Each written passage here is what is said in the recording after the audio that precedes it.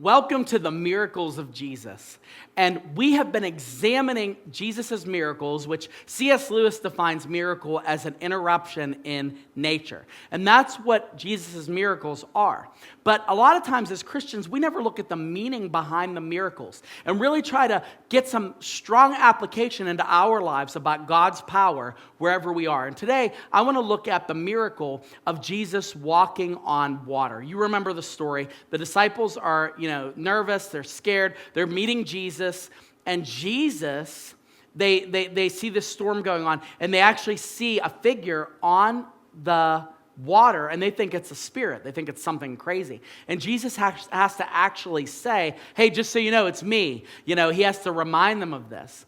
And it says in John chapter 6, verses 19 through 20, it says, they had rowed about 3 or 4 miles. They saw Jesus walking on the sea and coming near the boat, and they were frightened. But he said to them, it is I, be not afraid. So bad weather, tumultuous weather, Jesus is walking on water. They're like, I cannot believe that. What's going on? I cannot believe that Jesus is walking on water. And the important part of this, what's the meaning behind the miracle? Why? Why do we need to keep this in mind? Well, it's simple. God has power over nature. I think we give nature a little too much credit. I think we actually think too much of what this world can do for us. Now, I'm going to say something that sounds a little bit, I don't know. I don't want to say it's political or not political.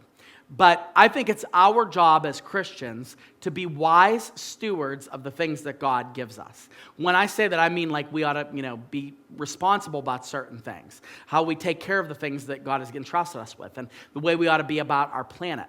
But one of the things that always strikes me is a lot of people that aren't really thinking this way really think that we can control how the earth and when the earth is going to come to an end or what calamities come upon the earth. Now, of course, men and women are capable of doing horrible damage to this world. But I think we all have to remind ourselves on a regular basis that God is in charge of nature. He can intervene in nature. There's horrible things that happen that, people do. But the truth is, if God wants to wipe this world out, if God wants to permit something to take place in this world that is catastrophic, we can't do anything about it. And so what is practical, and in fact, what is encouraging about this is, you can say, you know what?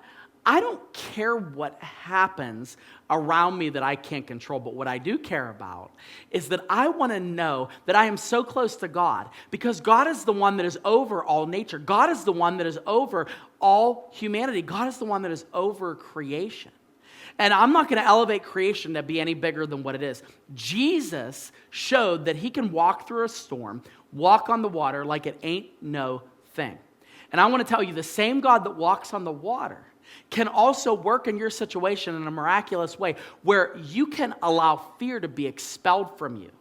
Not because the situation, not because the storm ceased, but because you know the God that can defy the storm. That's where this miracle has meaning for us.